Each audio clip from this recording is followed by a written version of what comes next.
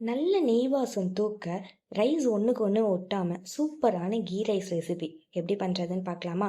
ஒரு பேனில் 2 table spoon அளவுக்கு ஆயில் ஊற்றிக்கோங்க. அண்ட் அதுலேயே 2 டேபிள் ஸ்பூன் அளவுக்கு கீ போட்டுக்கோங்க.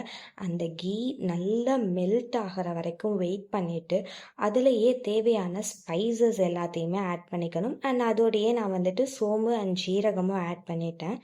ஒரு டைம் அது வந்துட்டு நல்லா ஃப்ரை ஆனதுக்கப்புறம் அதை ஒரு டைம் கரண்டி வச்சுட்டு நல்லா கிளறி விட்டுருங்க. அண்ட் அதுக்கப்புறம் உங்களோட ஸ்பைஸ் டாலரன்ஸ்க்கு ஏற்ற மாதிரி நீங்கள் வந்து க்ரீன் சில்லி ஆட் பண்ணிக்கோங்க. நான் வந்து 4 க்ரீன் சில்லி ஆட் பண்ணிக்கிட்டேன்.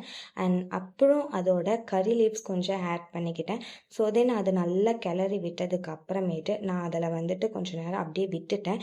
ஏன்னா அந்த சில்லியில் இருக்க சீட்ஸ் எல்லாமே எந்த அளவுக்கு வந்து ஃப்ரை ஆகுதோ அந்த அளவுக்கு வந்து நமக்கு வந்து ஸ்பைஸ் கொடுக்கும். அண்ட் அதுக்கப்புறம் 2 பிக் சைஸ் ஆனியனை நான் வந்துட்டு 3 ஷேப்பில் கட் பண்ணி அதில் வந்து ஆட் பண்ணிக்கிட்டேன். ஸோ அதையும் நல்லா நீங்கள் வந்துட்டு கிளறி விடணும்.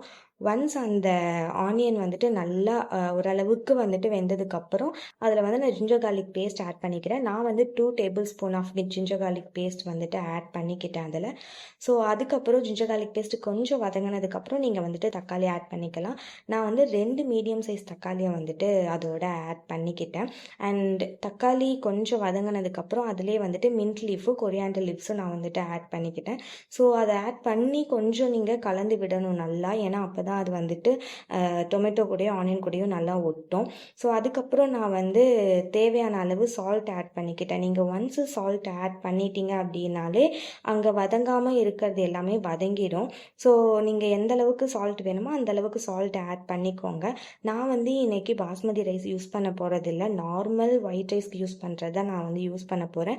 ஸோ 2 கிளாஸ் அரிசிக்கு நான் வந்துட்டு 2.5 கிளாஸ் தண்ணின்ற மாதிரி நான் 5 கிளாஸ் தண்ணி வந்துட்டு ஊற்றிக்கிறேன். ஸோ ஊற்றிட்டு ஒரு டைம் நல்லா கிளறி விட்டுக்கிட்டேன். ஸோ அப்போ தான் வந்துட்டு அது தண்ணி கூட நல்லா கலரும் அப்படின்றதுக்காக. அதுக்கப்புறம் அதை நான் மூடி வச்சுட்டு கொதிக்கிற அளவுக்கு வெயிட் பண்ணேன். ஒன்ஸ் திறந்ததுக்கப்புறம் நல்லா கொதிச்சிருந்துச்சு. இந்த அளவுக்கு கொதிச்சதுக்கப்புறம் திரும்ப ஒரு டைம் நீங்கள் அதை கிளறி விட்டுக்கோங்க. அண்ட் அதுக்கப்புறம் சால்ட் லெவல் எந்த அளவுக்கு இருக்குது அப்படின்றத பார்த்துட்டு உங்களுக்கு தேவைப்பட்டுச்சுன்னா நீங்கள் வந்துட்டு சால்ட் ஆட் பண்ணிக்கலாம், இல்லைன்னா வேணாம். எனக்கு வந்துட்டு சால்ட்டு கரெக்டாக இருந்துச்சு. அதுக்கப்புறம் நான் நல்லா வாஷ் பண்ணி வச்சுருந்த 2 கிளாஸ் அரிசியை வந்துட்டு அது கூட நான் ஆட் பண்ணிக்கிட்டேன். ரைஸ் ஆட் பண்ணினதுக்கப்புறம் நல்லா ஒரு டைம் கிளறி விட்டுட்டு எனக்கு ஸ்பைஸ் லெவல் பத்தலை, அதனால நான் இன்னும் எக்ஸ்ட்ராவாக 3 சில்லி ஆட் பண்ணிக்கிட்டு லிட்டை வந்துட்டு க்ளோஸ் பண்ணிட்டேன். அண்ட் தம் வைக்கிறதுனால நான் எப்பயுமே இந்த மாதிரி தான் வைப்பேன். ஸோ தம் வச்சுட்டு ஓப்பன் பண்ணி பார்த்தா பா சூப்பராக ரெடியாகி இருந்தது. இது வரைக்கும் நான் தம்மில் கீ ரைஸ் வச்சதே கிடையாது. இதுதான் ஃபர்ஸ்ட் டைமே இந்த அளவுக்கு ரெடியாகி வந்திருந்தது. எனக்கு ரொம்பவே சர்ப்ரைசிங்காக இருந்துச்சு. அண்ட் சூடாக இருக்கப்பவே அதில் இன்னும் கூட ஒரு 2 டீஸ்பூன் வந்துட்டு நான் கீயை ஆட் பண்ணிக்கிறேன். ஸோ ஆட் பண்ணிவிட்டு நீங்கள் அதுக்கு மேலேயே நல்லா டீப் ஃப்ரை பண்ண ஆனியன்ஸ் ஆட் பண்ணிங்கன்னா சூப்பராக இருக்கும். பார்க்குறதுக்கு மட்டும் இல்லைங்க, சாப்பிட்றதுக்கும். ஸோ இந்த கீ ரைஸை நீங்கள் ட்ரை பண்ணிவிட்டு எப்படி இருக்குன்றதை கமெண்ட் பண்ணுங்கள்.